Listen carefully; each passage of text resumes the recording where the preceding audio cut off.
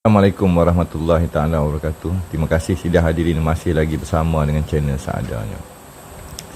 Sebenarnya ianya bukanlah sebuah kontroversi, polemik ataupun sembang kari dan menggempar-gempurkan sebuah sejarah yang melibatkan suatu nama yang amat agung di barat. Maka bermulalah kenyataan yang tidak dapat dinafikan. Zamannya Isa Ruhullah di tanah Melayu. Di tanah Melayu ni besarlah wilayah Melayu, bahasa Melayu kan. Jadi kat situ ada King of Traveller. Jadi sejujurnya pengkaji-pengkaji biblikal barat dan sejarah telah memahami akan the lost year of Jesus Christ. Tapi siapa sebenarnya Jesus Christ? Maka wujudlah buku saya yang mengatakan Isa Ruhullah di wilayah dan pentas Melayu. Ada bukti, bukan sembang kari. Jadi telah berlaku kehilangannya. Kehilangan sebelum dia kembali menjadi yang dikatakan Nabi Rasul dan menggempur atau menyatakan kebenaran di kuil Yahudi dan akhirnya menyatakan siapa dirinya kepada Council of Sanhedrin. Lantas pengkaji-pengkaji di barat, termasuk yang ini Elizabeth Clare Prophet, The Lost Year of Jesus Christ, dokumentari bukti 17 tahun perjalanan Isa ke timur, King of Traveller, Jesus Lost Year in India. Jadi mereka mengandaikan dan mengandalkan keilmuan itu, keilmuan wilayah Hindu. Tetapi bukti selanjutnya yang bakal saya paparkan di dalam video ini bukannya seperti yang mereka sangka. Sejarah tertutup lagi, terbuka pada pagi ini. Di dalam kajian saya, di dalam perjuangan warisan agung keilmuan Melayu, di dalam kepelbagaian mencari sejarah sebenar manusia dan kenapa saya ada dan wujud di muka bumi selaku hamba Allah, hamba sahaya di bumi Melayu, maka buktinya Isa Ruhullah di wilayah Melayu saya paparkan. Di dalam kronologi sebuah kisah yang agung, hampir semua Nabi dan Rasul mahu ke Gunung Ledang atau Opir. Di situlah terpalitnya dengan rahsia nama Tuah atau Betuah. Dan kenapa Datuk Laksmana menyatakan takkan Melayu hilang di dunia. Takkan hilang Melayu di dunia kerana lautan kita yang punya, kata pahlawan Melayu Melaka. Malay will never perish from this world as the ocean was ours.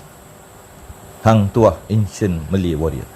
Jadi kata kunci Tuah Ledang Opir dan titik sakral yang menjadi tapak kepada di antara Malaya dan Himalaya, di antara yang tinggi dan rendah, di antara ketinggian dan lembah, maka tanah Melayu adalah lembah muka bumi. Lantas di dalam kitab Injil mereka sendiri, nama Tuah ada, nama putera ada, negara ada, Maryam bernegara. Tetapi pengkaji telah salah taksir. Andai Sulaiman, Daud dan Musa telah hadir ke tanah Melayu di dalam yang dikatakan The Search for King Solomon Treasure, The Lost Island of Gold and the Garden of Eden.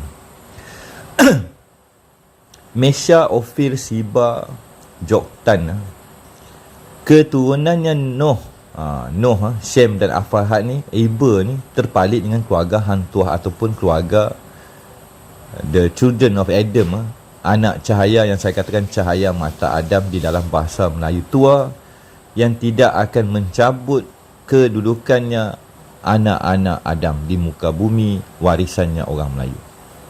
Jadi kita nak sangka lagu mana lagi hari ini bila mana kepulauan emas, timah dan perak di wilayah tanah Melayu. Pencarian tapak tua dan the Garden of Eden di semenanjung tanah Melayu. Utara ke selatan tu cerita lain. Maka Isa pun sama.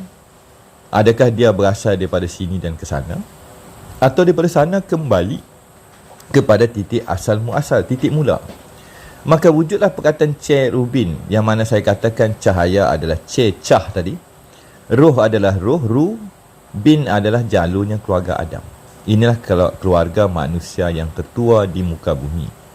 Maka perkataan Pir atau Opir yang mereka sering menyatakan the temple ke the mine of Solomon, sebenarnya merujuk kepada Batara Guru, Adi Guru, Guru Pertama, Opil, nama ayahanda dan Guru Pertama. Bapa segala guru, itulah Adam AS itu sendiri. Maka akhirnya konflik nama ketuhanan, Elohim ke, Yodhi, Wauhi ke, dan nama-nama Enki Sumerin yang paling tua, Asaluhi, Ilahi yang Melayu katakan.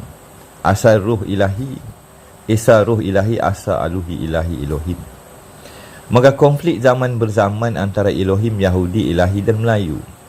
Ini ada dalam kajian saya ketika berlakunya migrasi yang dikatakan Tuatha di Danam. Tuahnya anak Adam yang pergi ke wilayah barat yang dikatakan yang membentuk raja-raja Eropah pada satu masa dahulu. Lantas di dalam kitab mereka sendiri dan pengkaji-pengkaji mereka sendiri, nampak tu, The Golden Tongue of Ophir, lidah emas, bahasa emas, permata, rahsia bahasa lidah. Ni semua ada dalam buku saya, InsyaAllah, The Golden Tongue of Ophir, Cherubin. Maka dikatakan Isa itu adalah Jesus the Carpenter, keluarga tukang kayu. Sebenarnya nama tukang kayu ni bukan nama picisan, dia hanya merujuk kepada nama keluarga Nabi Nuh. Jadi segala nama keluarga yang menggunakan pakai The Carpenter, yang mana juga di wilayah ini kita panggil keluarga Bentan. Maka kesinambungan di antara kisahnya Laksmana Bentan, keluarga Bentan adalah nama Melayu. Jadi ini pening lah kan. Bila dia kata keluarga ni tukang kayu ni tak ada kena-mengena. Jadi adakah Nuh itu yang dikatakan di dalam segala kitab-kitab terdahulu membina kapal daripada kayu, daripada tanah Melayu? Jadi keluarga Carpenter, Bentan, keluarga ahli kayu adalah sebenarnya merujuk kepada jalur Nabi Nuh AS. Jadi adakah Nabi Nuh itu ada di wilayah Melayu, dan kapal itu sebenarnya dibina di wilayah Melayu. Jadi tabut, lombong dan permata, dan bahasa Melayu adalah bahasa agama, pembelajaran dan sains. Maka kita kembali kepada kisahnya kenapa Isa hilang selama 17 tahun.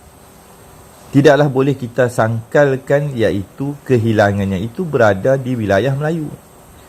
Wilayah tamadunnya yang di mana saya katakan Budi Dharma Buddha pun telah ke Gunung Jegai di awal video channel seadanya. Di manakah hendak kita menidakkan pencarian kebenaran tadi? Terpampang jelas depan ni ya, The Lost Year of Jesus Christ the Carpenter. Nama mereka ni dah swing. Kitab dah berubah atas arahan Pope yang terdahulu. Ini sejarah, bukannya saya menentang the establishment of the Vatican. Cuma pada pagi ini saya bangkit selaku seorang Melayu di tanah Melayu, berbahasa Melayu, bahasa Melayu ahli kitab yang amat tua dan langka. Pastinya saya akan ditentang, pastinya saya akan dihina, dituduh macam-macam. Tetapi kalau saya bentangkan ini di dalam konteks bahasa Inggeris, dan pembentangan ini dibawa ke perbincangan skala besar cendekiawan Mak Saleh. Bila mana pengkaji Mak Saleh iktiraf saya dan setuju bincang dengan saya, baru kita kata wow factor. Baru orang saya nak percaya kat saya. Tapi sekarang ketika ini, pagi ini, rata-ratanya yang nak faham pening, yang tak faham pening, yang menghina lebih ramai daripada yang memuji, yang bio lagi ramai, yang bebal lagi ramai. Di manakah kebenaran? Kita mencari kebenaran, bukannya berpolitik, berpolemik untuk viral dan sebagainya. Ini adalah hak ketuhanan. Ini adalah kisah ketuhanan. Ini bukan cerita main-main. Ayahanda dan bonda Adam dan Hawa mendengar, melihat. Jagat raya mendengar, ketuhanan melihat. Adakah kita mempermainkan dan dipermainkan? Dan telah dinyatakan mereka telah mengubah ayat-ayat kami.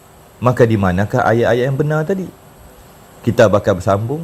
Wabillahi taufiq wa hidayah. Assalamualaikum warahmatullahi taala wabarakatuh.